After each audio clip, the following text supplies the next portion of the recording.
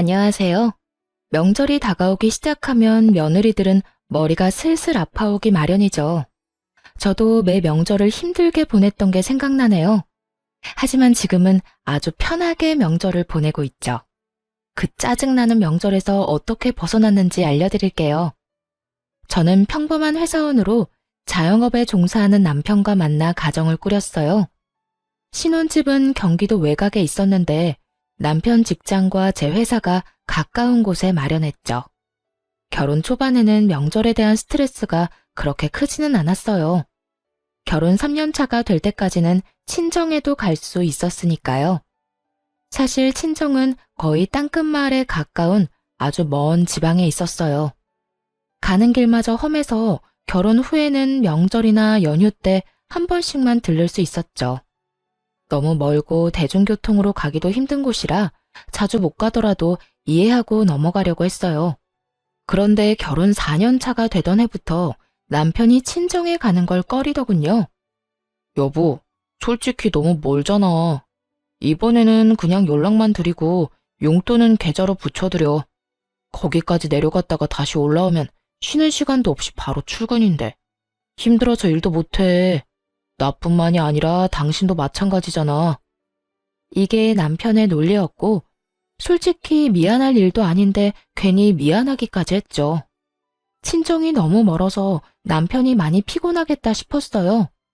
괜히 이렇게 먼 곳에 직장을 가지게 된 스스로를 탓하게 되기도 했고요. 그런데 시모는 또 다른 이유로 저를 친정에 보내지 않았어요. 처음 남편 말을 따라 친정에 내려가지 못한 날, 시모가 저한테 그러더군요. 잘했다. 시집 왔으니 넌 죽어도 이 집 귀신이야. 친정 가봐야 이제 남이지. 우리 집에서 마음 편하게 지내라. 그리고 남편 내조도 좀 하고. 사위는 백년 손님이라잖아. 친정에 데리고 가봐야 손님밖에 더 돼. 너는 우리 집 가족이지만 거기서 우리 아들은 손님이라는 거 잘 기억하고. 요즘 세상에 장인 장모에게 잘하는 애교 많은 사위도 얼마나 많은데요. 백년 손님이라니 그만큼 남편이 처가에 싹싹하게 굴지 못한다는 뜻이잖아요. 그런 옛말을 들먹이며 친정에 내려가지 못하게 하는 시모도 웃겼어요. 그래도 그때는 그냥 그러려니 하고 넘겼죠. 모든 시어머니가 그렇듯 우리 시모도 똑같이 밉상짓을 하는구나. 정말 딱 거기까지만 생각했죠. 근데 점점 남편의 행동이 신경을 살살 긁었어요. 어느 순간부터 유별나게 시모만 챙기기 시작하더군요. 저는 명절에 친정도 가지 못하는데 부모님께 용돈을 50만 원 정도만 드렸거든요. 그런데 남편 놈은 시댁에 용돈 50만 원을 드리고 몸에 좋은 건강기능식품에 각종 과일 그리고 선물 세트까지 사서 들고 가더라고요. 좀 불공평하다 싶어서 한마디 했죠. 용돈도 드리는데 꼭 그렇게 선물을 많이 사야겠어? 우리도 돈이 없어서 생활비도 아끼는데. 아무리 그래도 그렇지 이렇게 많이 쓰는 건 좀 아닌 것 같아. 부모님한테 쓰는 거잖아. 이 정도는 해드려야 부모님도 든든하실 거야. 그리고 무리하는 거 아니거든? 그럴 거면 우리 집에도 좀 보내주지 그랬어. 왜? 처가댁 부모님은 부모 아닌가? 사서 들고 가기에는 처가댁이 너무 멀잖아. 나중에 하나 보내드릴게. 그리고 명절에 보내면 택배 대란 때문에 다 상하고 문제 생길 텐데 그러지 말고 명절 끝나고 보내드리자. 말은 그렇게 해놓고 매번 까먹기 일쑤였죠. 그런데 그 뒤로도 남편 놈은 친정에 아예 갈 생각을 안 하더군요. 어쩌다 한두 번이야 이해하고 넘어갈 수 있었지만 2해, 3해를 넘어가니 솔직히 짜증이 났어요. 이번에는 친정에 내려가야 한다고 말하면 남편 놈이 항상 이렇게 말하는 거예요. 장인어른이랑 장모님이 우리가 내려가는 걸 좋아하시겠어? 얼굴 잠깐 보고 다시 올라가야 하는데. 부모님들은 우리 불편한 거 안 좋아하셔. 불편하게 왔다 갔다 하는 걸 걱정하시고. 그리고 내 생각은 안 해. 내내 운전은 나만 할 텐데 장장 6시간을 운전대 붙잡고 있다고 생각해봐. 그게 인간이 할 짓이야? 그럼 내가 운전하면 되지. 어떻게 2년이 넘도록 친정을 한 번도 안 갈 수가 있어? 그럼 혼자라도 내려갔다 오게 차라도 사줘. 장롱 면허 10년째인 너한테 차를 어떻게 맡겨? 그리고 혼자 절대 못 보내.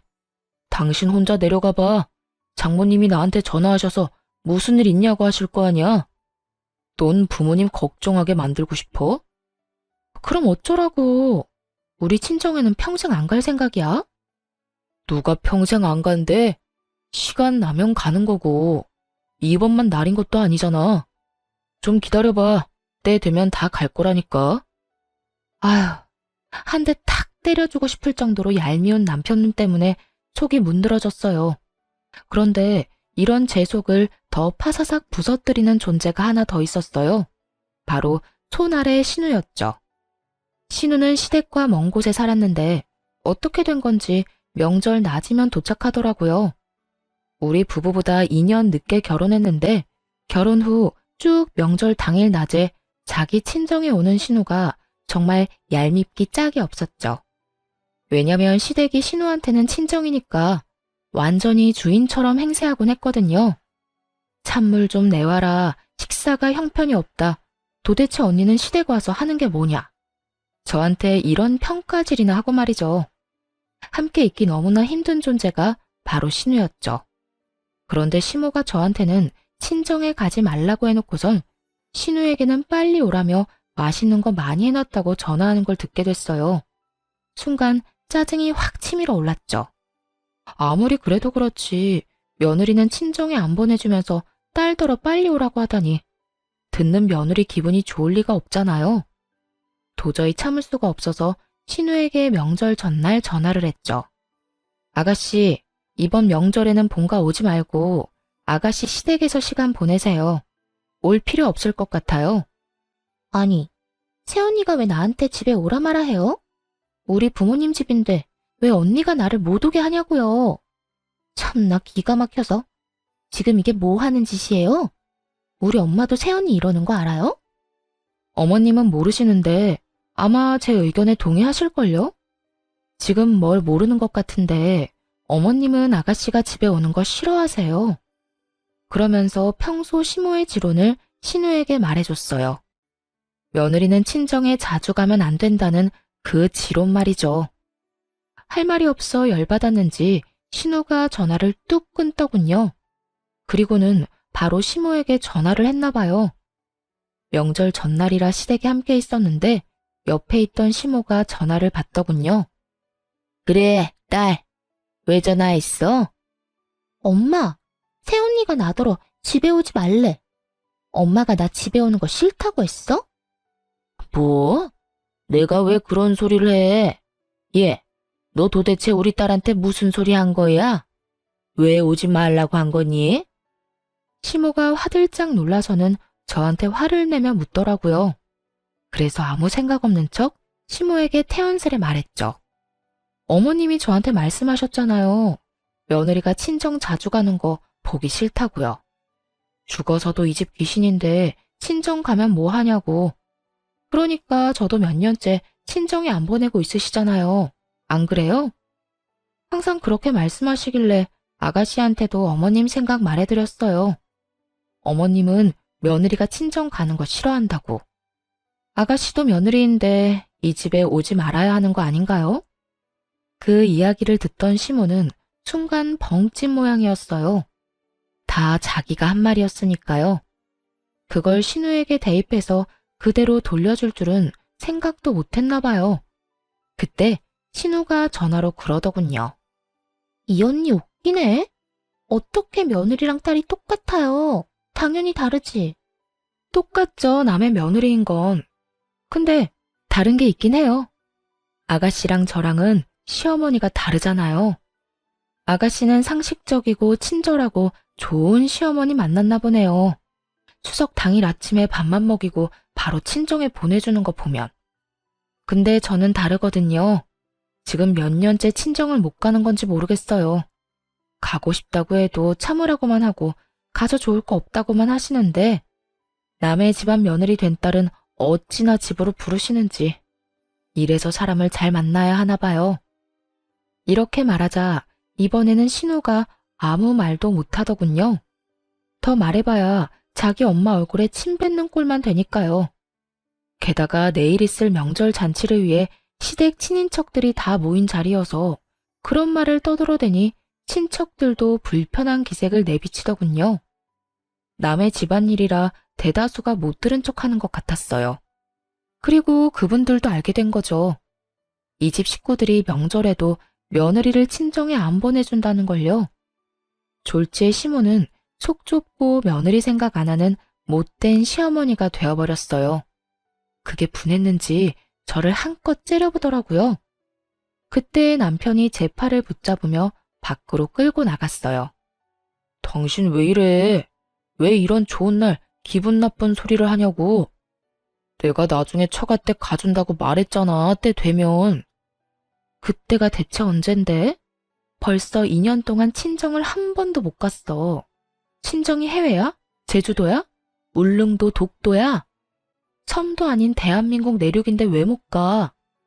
처음에는 당신 피곤하다고 해서 나도 이해했어. 근데 계속 안 가겠다는 건 의도가 뻔하잖아. 야, 그런 이야기가 아니잖아. 내가 뭐 평생 안 간대? 가긴 갈 건데 요새 좀 피곤해서 못 간 거지. 참나, 명절에 시댁을 가면 친정도 가는 게 상식이야. 당신 동생처럼. 시누이 시댁은 상식적으로 행동하던데 왜 당신네는 안 그런지만 골라서 해? 아무리 시어머니가 달라도 그렇지. 내가 그냥 재수가 없는 거야? 그래서 이런 시어머니랑 남편 만나는 통에 친정 못 간 거냐고. 아무리 그래도 친인척들 다 있는 데서 그런 말 하면 우리 엄마는 뭐가 돼? 뭐가 되긴? 상식 없고 속 좁은 시어머니가 되는 거지. 근데 틀려? 맞는 말이잖아. 당신처럼 어머님도 나 친정 못 가도록 매번 막으셨어. 몰랐지? 주말에 나 혼자라도 가려고 하면 매번 시댁에 오라고 해서 일 시키신 분이야. 그러면서 당신 내줘야 하니 친정에는 관심 끄라고 하셨고. 주변 사람들도 그런 사정을 다 알아야 내가 덜 억울하지 않겠어? 어쨌든 나 이번에는 무조건 친정 갈 거야. 당신은 오든지 말든지 마음대로 해. 그렇게 말하고 남편 차키를 챙겨서 밖으로 나왔어요. 그리고 남편 차를 타고 친정으로 내려왔죠. 오랜만에 차를 운전하긴 했지만 친정으로 가는 길을 잊어버리지는 않았더라고요. 그렇게 혼자 내려갔더니 친정 부모님이 깜짝 놀라더군요. 너 연락도 없이 웬일이야? 얼마 만에 보는 거냐? 잘 지냈어? 아빠. 잘 지냈어. 근데 우리 사위는 왜 너 혼자 내려왔어? 아, 그 사람은 시댁에 있지. 나 혼자 차 타고 여기 내려온 거야. 이번에는 나도 친정에 오고 싶었거든. 그러고는 사가지고 온 선물을 부모님께 잔뜩 안겨드리며 집 안으로 들어갔어요. 왜 지금껏 못 드린 건강기능식품과 과일 바구니들 말이에요. 오랜만에 친정집에 들어서니 푸근하고 마음이 놓였죠. 친정에는 남편과 싸웠다는 이야기는 따로 하지 않았어요. 그런데 저 혼자 내려보낸 것이 눈치가 보였는지 남편 놈이 그 다음날 부랴부랴 친정으로 내려왔더군요. 시댁 차를 몰고 왔더라고요. 그런 남편 놈을 보며 무미건조하게 말했죠. 무슨 일로 여기까지 왔어? 시댁에 있지. 당신이 여기 있는데 내가 어떻게 계속 본가에 있어? 장인어른, 장모님, 잘 지내셨죠? 얼마 동안 못 내려와서 정말 죄송했습니다. 앞으로 자주 찾아올게요. 얼마나 갈지 모를 의미 없는 말을 꺼내며 남편 놈이 넉살 좋게 인사를 하더군요. 그래도 그냥 그러려니 했어요. 이 인간이 또 안 가겠다고 하면 혼자서라도 이렇게 오면 되겠다 싶었거든요. 그렇게 친정에서 쉬고 집에 도착하니 남편 놈이 그러더군요. 시모가 화가 많이 났다고요. 저는 별로 신경 안 쓴다고 왜 화가 나셨는지 모르겠다고만 했어요. 결국 남편 놈은 더 이상 이야기를 꺼내지 못했고 그렇게 명절이 끝나고 말았어요. 솔직히 마음속으로 앞으로 명절에 시댁엔 절대 가지 말아야겠다는 속셈이 있었거든요. 이제 저는 안 가고 남편만 보내면 되겠다 싶었어요. 그래서 별거 아니라고 생각하고 넘겼고요. 그런데 그대로 진정될 줄 알았던 마음에 이혼의 불씨를 지피는 일이 일어났어요. 바로 시모의 생일날 벌어진 일 때문이었죠. 그해 연말 시모 생일 잔치에 초대받아 갔어요. 생일 선물은 남편이 자기가 마련하겠다고 한지라 저는 신경도 안 쓰고 있었죠. 지난 명절 이후 시모와 화해를 한 것도 아니었고 가봐야 꽂아 놓은 보릿자루처럼 자리만 지키다 올 거라고 예상했거든요. 그리고 시모 생일 선물도 남편이 몇십만 원 정도 용돈이나 주고 말겠지 했어요. 처음에는 무슨 선물을 준비했는지 몰랐어요. 그냥 일반 종이 가방에 담겨 있었거든요. 남편이 시모에게 그걸 주며 나중에 집에 가서 열어보라고 하더라고요. 이때까지만 해도 아무 생각이 없었는데 시모가 그게 뭔지 너무 궁금했었나 봐요. 그래서 남편이 화장실 간 사이에 그걸 꺼내서 확인을 했는데 선물을 확인한 순간 제 눈도 뒤집어졌어요. 좋기 몇백만 원은 하는 명품 가방이었거든요. 이 인간이 친정엄마 생일에 준 선물은 12만 원짜리 화장품 세트였거든요. 그것도 인터넷에서 고르고 골라 제일 싼 거 사서 친정집으로 바로 붙여줬으면서 시모 생일에는 엄청나게 비싼 명품 가방을 준 거예요. 완전히 머리가 확 돌아버릴 만큼 열받더군요. 그리고 이렇게 화가 나는데도 또 다른 이유가 있었어요. 명절 이후에 남편놈이 시모에게 외제차를 사줬거든요. 시모가 바깥 활동을 하는데 차가 없어서 힘들다는 이유로요. 그때 남편에게 엄청 화를 냈었어요. 몇 달 전에 저한테 돈까지 빌려간 인간이 그렇게 큰 돈을 펑펑 쓰니까 화나잖아요. 그래서 시어머니 외제차 사줄 돈은 있었냐고 따졌죠. 그랬더니 남편이 뭐라고 한 줄 아세요? 자기 돈으로 부모님 좋은 거 해드리겠다는데 뭐가 그렇게 안이 꼽냐고 하더라고요. 하긴 빌린 돈 보태서 자기가 번 돈으로 효도하는데 뭐라 할 수는 없죠. 하지만 기분이 더러운 건 사실이잖아요. 그날 저녁 돌아오면서 남편한테 그랬죠. 어머님, 명품 가방 사드렸더라? 어? 어떻게 알았어? 어머님이 자랑하고 싶으셨는지 당신 없을 때 열어보셨거든. 돈 없다면서 나한테 빌려가 놓고 아주 어머님한테는 펑펑 쓰네? 그렇게 돈 많으면 내 돈 먼저 좀 갚지 그래? 나도 우리 엄마한테 돈 한번 펑펑 써보게. 여보, 당신한테 빌린 돈은 이렇게 개인적으로 쓴 게 아니야. 가게에 필요한 돈이라 빌린 거잖아. 그리고 엄마한테 준 거 진짜 명품도 아니라고. 그냥 레플리카야. 몇십만 원 하는. 태연하게 말하는 남편놈을 보며 속으로 코웃음을 쳤죠. 그게 레플리카인지 진짜인지 구분을 못하겠냐고요. 마침 일하는 회사에 명품 가방 수집에 진심인 동료가 있었는데 저도 그 친구 덕에 짝퉁이랑 진짜는 구분을 참 잘하거든요. 그 비싼 걸 싼값에 샀다고 거짓말하는 남편을 보니 정말 괘씸하더라고요. 그래서 몰래 한 가지를 계획했어요. 시모가 연말에 우리 집에서 며칠 지내고 싶다고 했거든요. 남편놈이 그렇게 하라고 해서 시모가 오기로 했는데 저는 쏙 빠지려고 준비했어요. 그래서 시모가 온다는 날 전날부터 시모가 가는 그 다음 날까지 연차를 썼고 그대로 친정으로 피난을 가버렸죠. 집에 왔다가 제가 없어진 걸 눈치챘는지 시모가 급히 전화를 하더군요. 전화를 받았더니 바로 막말을 쏟아냈어요. 넌 도대체 어떻게 된 애가 내가 온다고 했는데 집을 비워? 이래가지고 밥은 어떻게 먹니? 너 평소에도 이렇게 자주 집에 안 들어오니? 우리 아들 밥은 먹이고 회사 다니는 거야? 이래서 집안에 사람을 잘 들여야 하는 법인데 어떻게 이런 게 우리 집에 들어와서 내 속을 썩이는지. 당신 지금 어디야? 어딜 가면 간다고 이야기는 하고 가야지. 나 지금 친정 내려가는 길이야. 어머님은 내일 오신다더니 하루 빨리 오셨네. 나도 급한 볼일이 있어서 내려가는 거니까 당신이 어머님 좀 잘 보살펴 드려. 당신 어머니잖아. 친정? 갑자기 친정에는 왜 가는데? 그것도 혼자서? 무슨 일 있어? 누가 불러서 가는 거야? 무슨 일인데 말 좀 해봐. 남이사, 누가 불러서 가든 그냥 가든 당신이 뭔 상관이야?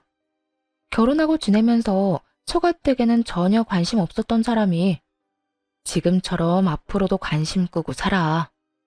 여보, 잠깐만. 전화 끊지 말고. 다급하게 말하는 남편의 목소리를 뒤로하고 전화를 뚝 끊어버렸어요. 자기들끼리 집에서 지지고 볶든 제 알바가 아니었죠. 그런데 좀 이상하긴 하더라고요. 왜 친정에 간다니까 저렇게 예민하게 구는 걸까요? 시모는 저한테 짜증을 냈지만 남편의 반응은 뭔가 달랐어요. 뭔가 조급해하고 초조해하는 기색이 있었죠. 그렇게 이상하다 싶은 마음을 가지고 친정에 도착했어요. 남편에게 말했다시피 사실 친정에 볼 일이 있긴 했어요. 얼마 전에 시골 삼촌이 돌아가셨거든요. 그 삼촌은 원래 도시에서 살았는데 할아버지께서 시골로 내려와 농사 짓는 자식에게 유산을 다 물려주겠다고 했거든요. 가족도 없이 혼자 지내던 삼촌은 할아버지의 뒤를 이어 시골에서 농사를 짓게 됐죠. 그런데 그분이 돌아가신 거예요.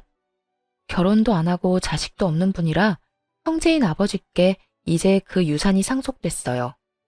아버지는 제게 그 땅이랑 유산을 다 물려주겠다고 하셨어요.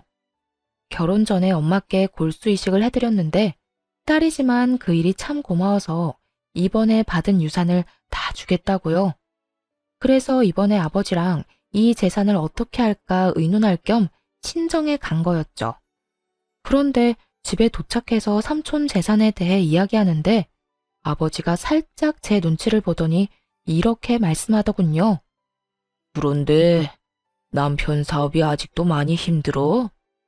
아빠는 네가 이 재산 어디다 쓰든 상관 안 할 테니까 네 남편이 힘들다고 하면 이거 팔아서 돈 마련해. 너야 월급쟁이라서 돈 걱정 많이 안 하겠지만 자영업 하는 사람은 또 다르잖아. 저가에 돈 빌리는 게 참 어려운 일인데 따로 와서 부탁까지 할 정도면 많이 안 좋다는 이야기잖아. 불경기에는 장사가 잘 안 돼서 적자도 많이 날 텐데. 그럴 때 너한테까지 부담이 가지 않게 평소에 투자를 좀 해주면. 잠깐만, 아빠. 그게 무슨 소리야? 남편이 아빠한테 돈 빌리러 왔다고? 너 몰랐어? 나는 너도 알고 있는 줄 알았는데. 아니, 언제? 얼마를 빌려갔는데? 3달 전쯤에 와서 가게가 힘든데 너까지 힘들어한다고 혹시 돈 좀 빌릴 수 있냐고 해서 빌려줬지. 6천만 원 정도. 아버지의 이야기를 듣자마자 재빨리 머리를 굴렸어요. 3개월 전쯤에 무슨 일이 있었나 하고 말이죠. 그리고 나온 결론에 정말 경악하고야 말았어요. 3개월 전에 남편놈이 시모에게 외제차를 사줬었거든요. 이 정신 나간 놈이 아빠를 속이고 돈 빌려다가 시모 외제차를 사준 거예요. 아마 그 명품 가방도 아버지가 빌려준 돈을 보태 마련했겠죠. 저한테도 돈 없다고 빌빌거리면서 1년 전에 돈 빌려간 놈이 저 몰래 아빠에게도 돈을 빌려갔다는 이야기를 들으니 진짜 열불이 나더라고요. 이제야 남편 놈의 이상한 반응이 이해되기 시작했어요. 이 나쁜 놈이 저 몰래 친정 아빠한테 돈 빌린 걸 들킬까봐 친정에 간다고 할 때마다 그렇게 예민하게 군 거였어요. 와, 있는 도끼에 발등 찍힌다는 말이 있긴 하지만 이렇게 호되게 찍힐 줄이야. 정말 상상도 못했거든요.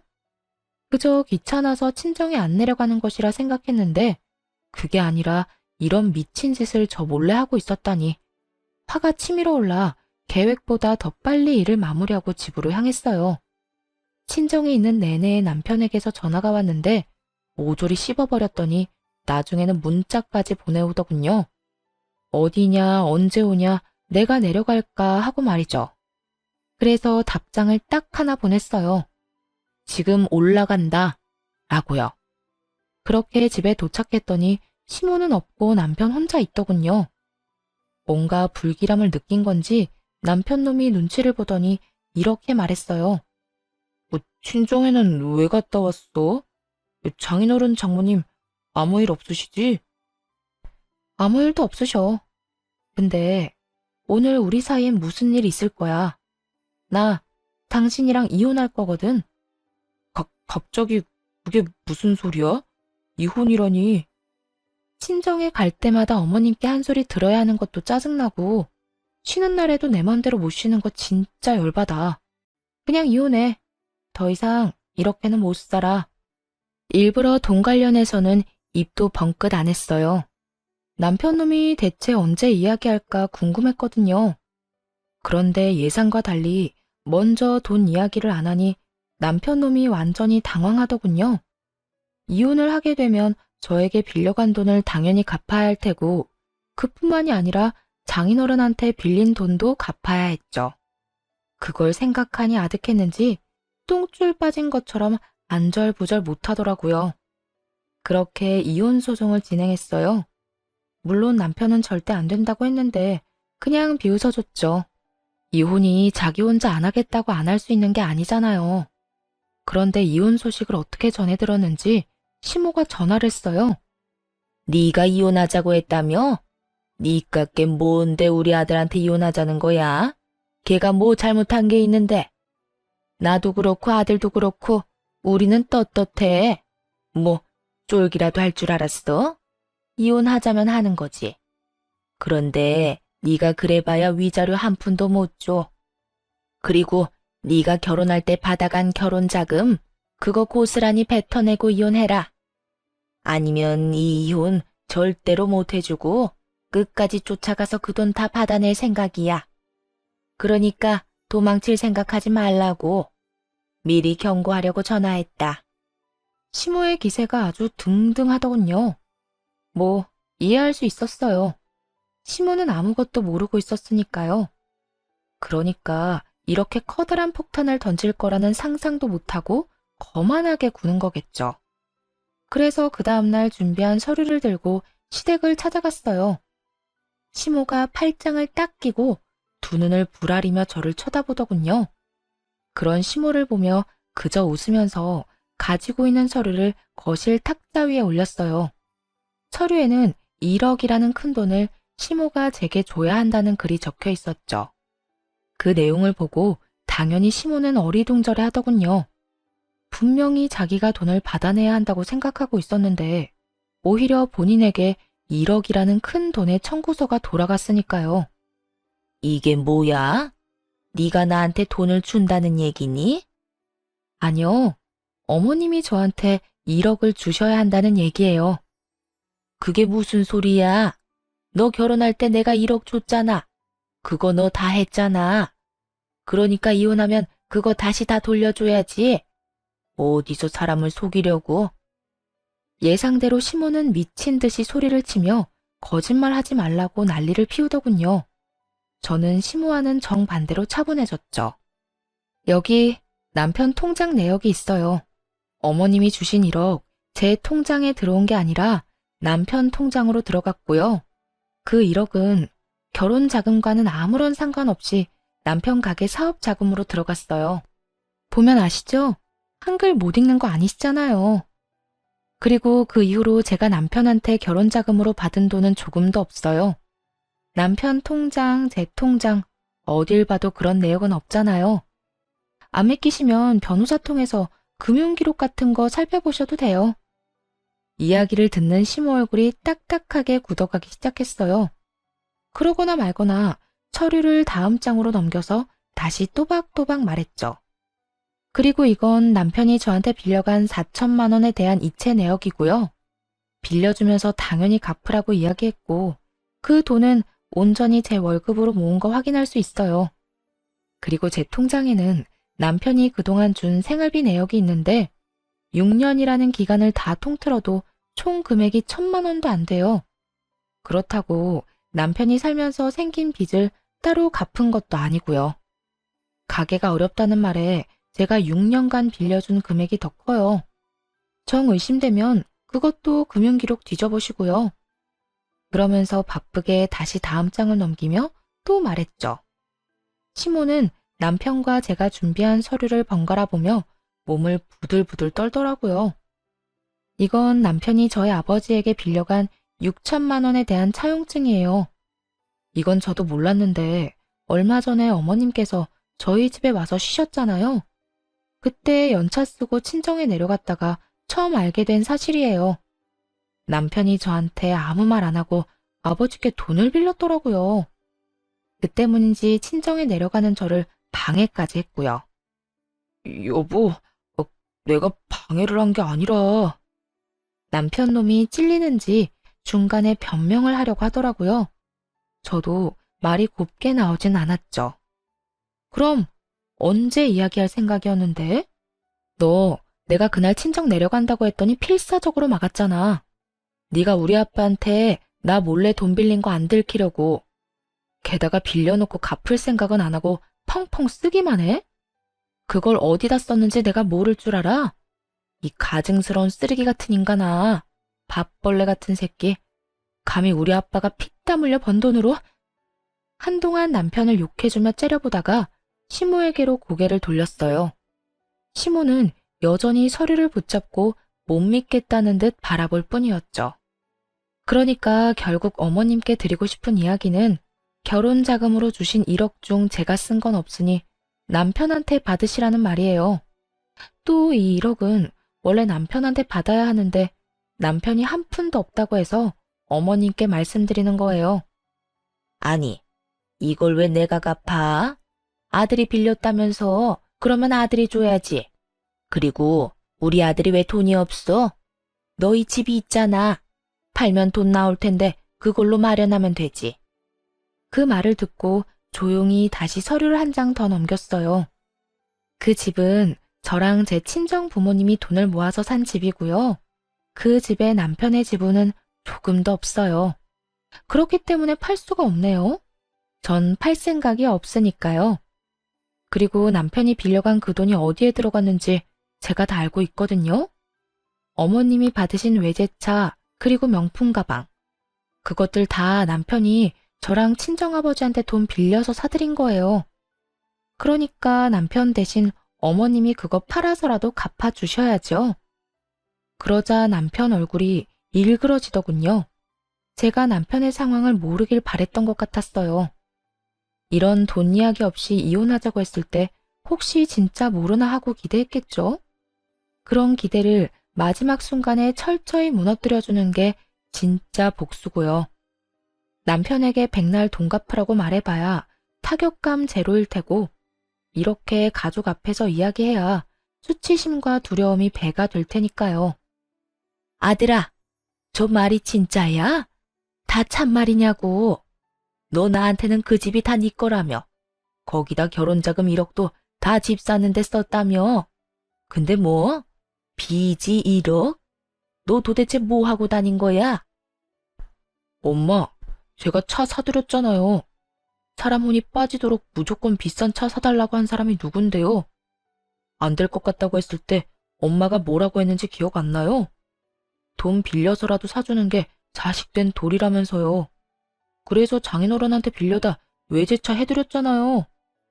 남편 놈이 도리어 화를 내며 말하자 시모는 충격을 이기지 못했어요. 너 그걸 말이라고? 아이고 머리야. 아이고. 시모가 머리를 부여잡고는 못 쓰러질 듯 휘청거리더군요. 그러다 소파 위로 풀썩 주저앉았어요.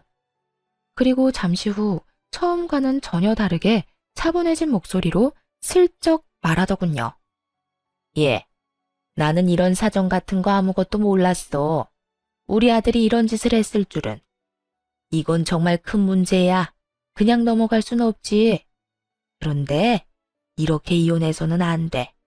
차라리 같이 살면서 갚게 하는 게 낫지 않겠니? 아까의 기세등등하던 태도는 어디로 갔는지 이제는 시모가 이혼하지 말라고 권유하더군요. 살면서 돈을 갚도록 하는 게 더 좋다는 이유로 말이죠. 안면물수라는 게 이럴 때 쓰는 말일까요? 너네가 이혼한다고 쫄릴 줄 아냐며 큰 소리는 펑펑 쳐놓고 남편에게 빚이 1억 있다는 걸 알자마자 급박하게 꼬리를 내리는 시모 꼴이라니. 게다가 남편이 빈털털이라는 것을 알고는 저를 묶어두려는 것 같더군요. 이미 시모와 남편이 어떤 사람들인지 다 아는데 그게 가능할 리가 없잖아요.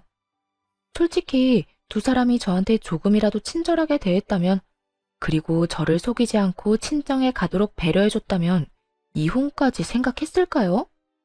분명 고민이야 했겠지만 이혼은 안 했겠죠. 그렇지만 남편의 행동이 너무 치사했잖아요. 친정에는 내려가지도 못하게 한 주제에 장인어른한테 빌린 돈으로 시모에게 외제차와 명품백을 사주다니.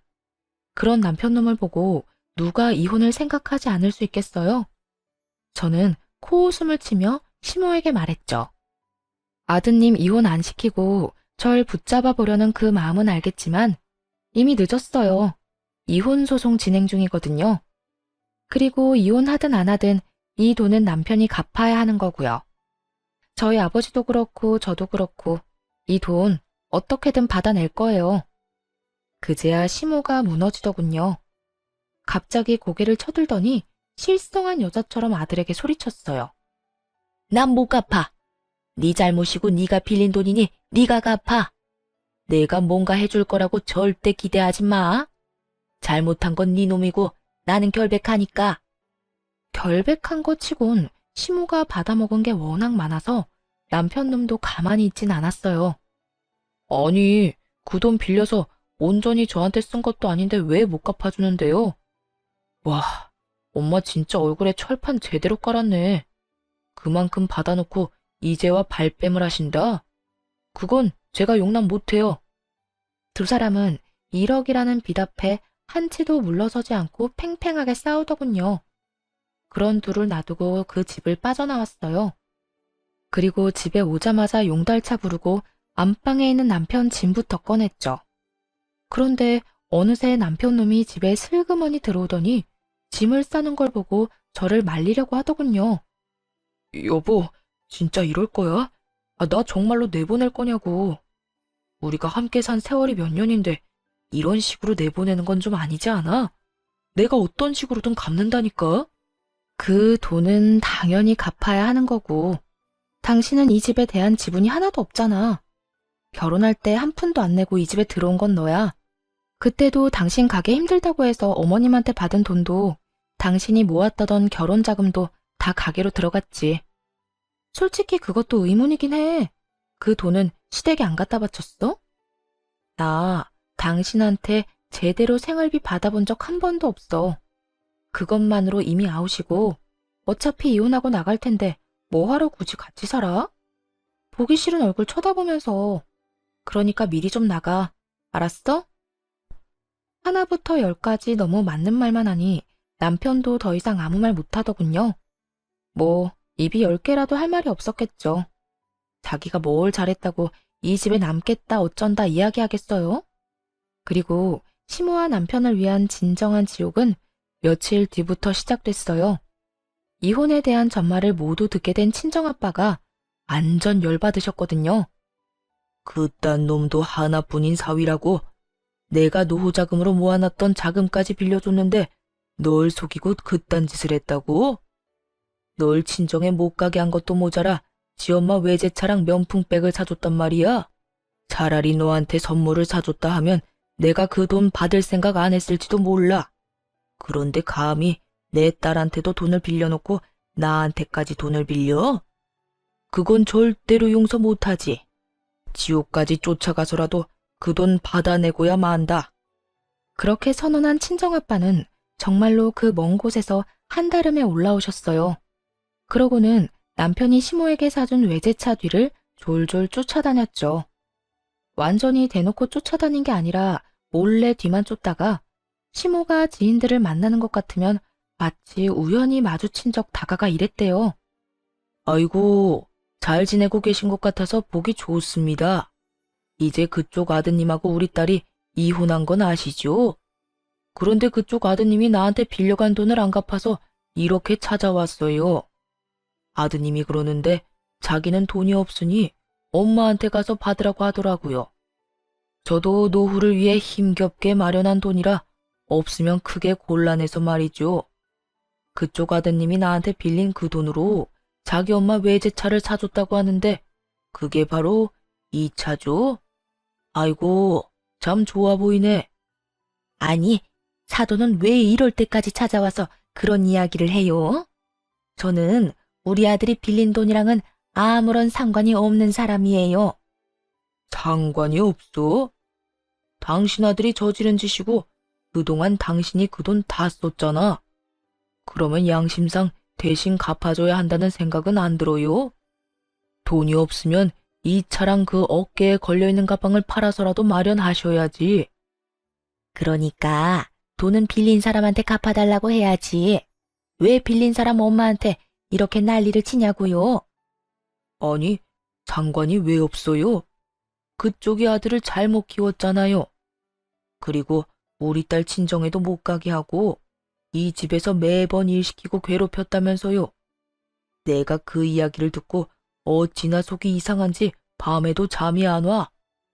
남의 귀한 딸 데려다가 막 부리는 것도 모자라서 부모도 못 찾도록 만들어. 쌍으로 정신이 나간 것들. 뚫린 입이라고 아무 말이나 짓거리는 거 봐. 어쨌든 그쪽 아드님이 빌려간 1억 가지고 있는 걸 팔아서라도 마련하시라고. 당신 다니는 곳이 어디든 다 쫓아다니면서 그 돈 다 받아낼 거요. 앞으로 만날 지인들한테 아들 새끼가 사고친 거 다 알리고 싶으면 마음대로 하시오. 난 안 말릴 테니까. 아빠의 말에 무시무시함을 느꼈는지 시모는 그 뒤로 사람을 만나지 않고 집에 틀어박히더군요. 시모가 밖에 나오지 않자 아빠는 이제 남편을 쫓아다녔어요. 아빠 돈이랑 제 돈까지 당장 갚으라고요. 결국 주변에 사람이 있든 말든 상관없이 쪼아대는 아버지 때문에 남편 놈은 시모의 반대를 뒤로하고 명품 가방과 외제차를 팔아 돈을 마련했어요. 그렇지만 아무리 좋은 외제차의 명품 가방이라도 중고잖아요. 당연히 살 때만큼의 돈을 마련하기는 어려웠죠. 비싼 만큼 감가가 어마무시하잖아요. 그래서 어쩔 수 없이 시댁집을 담보로 대출을 받아 저와 아버지에게 갚았더군요. 그 돈을 갚을 때 남편이 저한테 한마디 했어요. 정말 독하다 독해. 진짜 이렇게까지 해야 해? 우리가 하루 이틀 같이 산 것도 아니고 몇 년을 함께 살았는데 나는 적어도 장인어른이 좀 더 상식적인 방법으로 돈을 받아갈 거라고 생각했어. 그런데 이게 뭐야? 주변 사람들한테 소문 다 내고 나를 못 살게 굴면서까지 돈을 받아갔어야 했어? 당신 왜 이렇게 사람이 못 됐어? 당신 아버지도 그렇고. 우리 아빠 욕하지 마. 독한 걸로 치면 네가 최고지. 넌 그럼 얼마나 상식적이길래 우리 집 무시하고 시댁에만 돈 쳐바르면서 효도했어? 솔직하게 말해서 네가 시댁에 효도할 때 친정에도 똑같이 해줬으면 내가 이랬겠냐고. 입장 바꿔놓고 생각해봐. 내가 우리 엄마한테만 몇백만 원짜리, 몇천만 원짜리 물건 사주고 너희 엄마한테는 10만 원짜리 화장품 사주면 어떻겠어? 기분 더럽겠지. 그래놓고 나한테 친정에도 가지 말라고 하고. 안 당해보면 모르는 거야. 그래서 당해보라고. 네가 그 입장이 되어봐야 그게 무섭고 힘든 일인 걸 알지. 왜 나 혼자 그 더러운 행동에 피해봐야 하는데? 너도 느껴봐. 아니, 솔직히 아들이 부모님한테 효도한 게 큰 죄는 아니잖아. 아무리 그래도 이렇게 하면 나랑 엄마는 앞으로 어떻게 살아? 야, 나는 네 심보가 고약하고 괘씸해서 용서를 못하는 거야. 능력도 안 되는 게 처갓집에서 돈 빌려다가 효도를 그렇게 하면서 막상 돈 빌려준 처갓집은 무시했지. 게다가 그게 찔려서 마누라는 친정에 가지도 못하게 하고. 가슴에 손을 얹고 네 놈이 한 짓거리를 생각해봐. 결국 이혼도 돈을 받아내는 것도 완벽하게 해결됐어요. 그렇게 전 남편과는 더 이상 만날 필요가 없어졌죠. 그 이후로 몇 번이나 연락이 왔지만 다 무시했어요. 전화한 이유야 뻔했으니까요. 그래서 용서해달라는 말은 필요 없으니 연락하지 말라고 몇 차례 문자를 보냈더니 더 이상 연락이 없더군요. 전 남편과 이혼하고 나서 저는 매년 명절이 되면 친정집으로 내려갔어요. 이혼을 하고 돌아온 저를 친척들은 반갑게 맞아줬죠. 그딴 놈이랑 잘 헤어졌다고 정신 나간 놈이라고 말해줬어요. 결국엔 저와 아빠, 친정까지 다 말아먹었을 놈이라고 다들 욕을 얼마나 하는지. 그 욕만 듣는데도 배가 든든하게 부를 정도였어요. 그렇게 친정집에 있으면서 오랜만에 SNS를 했더니 신우의 게시글이 떡하니 올라왔더군요. 보니까 해외여행이라도 간 것 같았어요. 신우와 그 아이들이 이국적인 건물 앞에서 사진을 여러 장 찍었더라고요.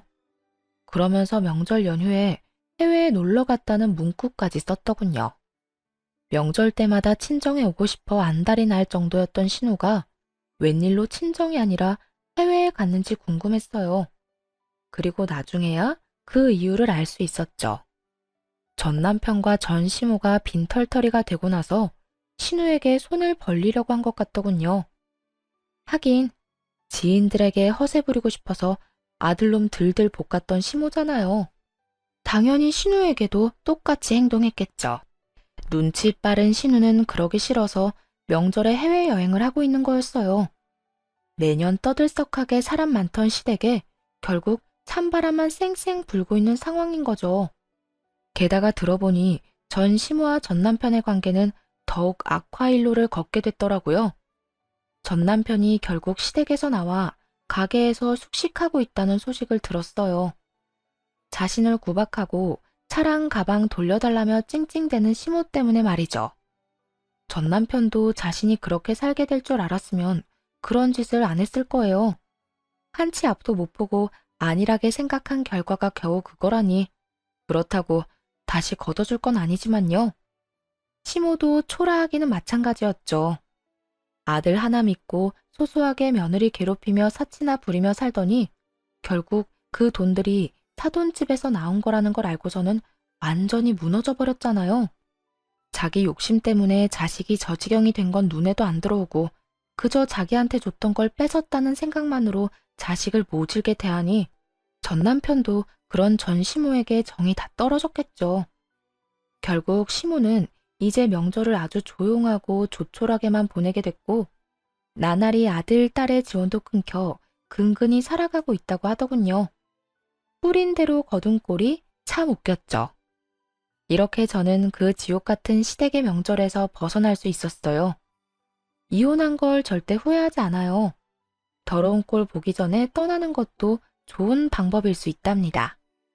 긴 글 읽어주셔서 감사해요. 좋은